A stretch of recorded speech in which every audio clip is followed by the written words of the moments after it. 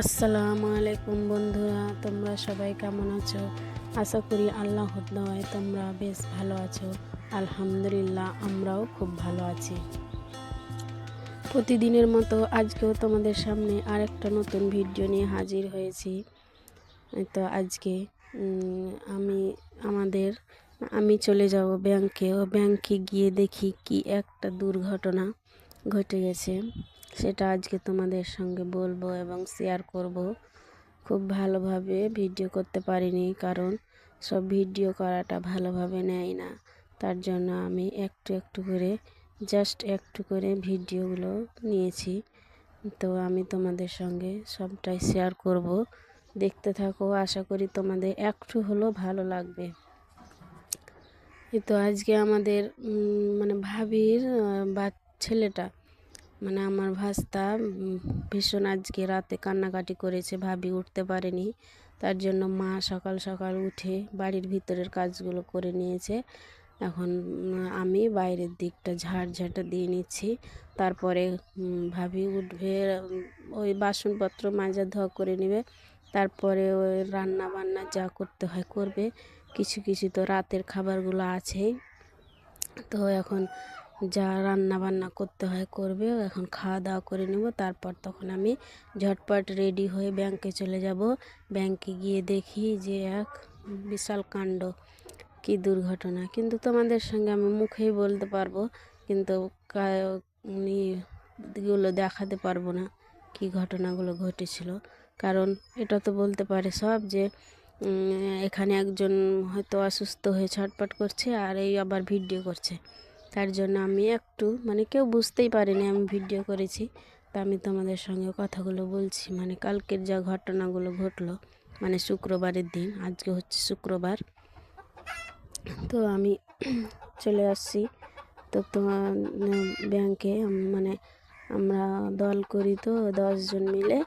তো আমরা ওখান থেকে লোন নিয়েছি, ওখানে টাকা শোধ করব, টাকা জমা করতে যাই ব্যাংকে। ব্যাংকে গিয়ে টাকা জমা করি। ওই যে ওখানে ওই মহিলা, ওই একজন মহিলা, কাকিমায়েদের মতো, দিদি বলা যাবে না, কাকিমায়েদের বয়সে। এখন সবাই ওখানে দল, সব যত মহিলা ছিল সেখানে ঘিরে নিয়েছে, ওকে দেখছে। আর এত মনে হচ্ছে যে মনে হয় আল্লাহ তাআলা তাকে এখনই তার মৃত্যুবরণ হয়ে যাবে মনে হয়। এত কাঁদছে আর বলছে আমি মরে যাব, মরে যাব। এত ভয় লাগছে দেখে না, সব দৌড়াদৌড়ি করছে তাকে ডাক্তারের কাছে নিয়ে যাবে। আমাদের এখানে করণদিঘিতে আমরা যারা বাস করি, আমাদের এখানে খুব সুবিধা। করণদিঘিতে হাসপাতাল বলো, panchayat, state main branch state bank, সব কিছু আমাদের খুবই সুবিধা। তো ওখানে ডাক্তার বসছে, তা সব দৌড়াদৌড়ি করছে যে চলো ডাক্তারের কাছে নিয়ে যাব। তিনি তখন ছটপট করছে আর ইশারা করে বলছে আমার বুকটা একটু করে চাপো চাপো। সব যখন চাপলো তখন একটু সাব্যস্ত হলো। তারপর তখন ধীরে ধীরে তখন একটু কমলো। আর এখানে দেখছো এই যে ছোট্ট বেবি দুটো, তো ওরা দুইজনে কাজ করছে, ঝগড়া করছে। দেখো ছোট্ট বেবিটা বেশি দুষ্ট এই বড়টার থেকে। তার মা এসে তখন এখন তাদের ঝগড়া থামাবে। তারপর আমার মেন ব্রাঞ্চে হলো কাজ, তারপরে এখানে আর কাজ নেই, আমাকে আর একটু অন্য জায়গায় যেতে হবে। তো আমি অন্য জায়গা চলে যাচ্ছি। ওই যে শাখাতে সামনেই আছে, এখানে বিউটি পার্লারের অনেকগুলো দোকান আছে, জেরক্স আর ডাক্তারখানাও আছে। আর একদম মেন রোডের পাশেই খুব আমার পছন্দই হয় জায়গাটা, যে আমার এই গ্রামে আমি বাস করি, আমার জন্ম হয়েছে, তো আমার বেশ ভালো লাগছে। আমাদের খুব সুবিধা, সুযোগ সুবিধা, কাছেই বলতে পারো, বাড়ির কাছেই। আমাদের অনেক দূর যেতে হয় না, কোথাও দূরে যেতে হয় না। তো আমি এখন চলে যাচ্ছি শাখাতে, ওখানে আবার কিছু টাকা জমা করব। আমাদের সঞ্চয়ের টাকাটা এখানে নেবে না, মেন ব্রাঞ্চে নেয় না, তো আমাদের শাখাতে জমা করতে হয়। এখন আমি শাখাতে জমা করে দেব। তারপরে কিছু মণিহারি দোকানে গিয়ে ওই শীতের ক্রিম ট্রিমগুলো নিব, তারপরে তখন বাড়ি চলে যাব।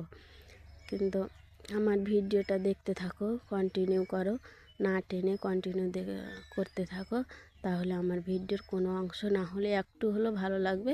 তখন তোমরা লাইক কমেন্ট সাবস্ক্রাইব করে দিও। দয়া করে বলছি। এখন আমি বাড়ি চলে আসছি। বাড়ি এসে আমার ছোট্ট মেয়েকে রেখে গেছি, মানে বাবার বাড়িতে রেখে গেছি আমার আম্মুর কাছে। তো বারবার ফোন দিচ্ছে যে ঘুম থেকে উঠে গেছে, চলে আসো, তাড়াতাড়ি চলে আসো। আসসালামু আলাইকুম। আজকে তোমাদের সাথে এ পর্যন্ত থাকলাম। ভালো থেকো, সুস্থ থাকো।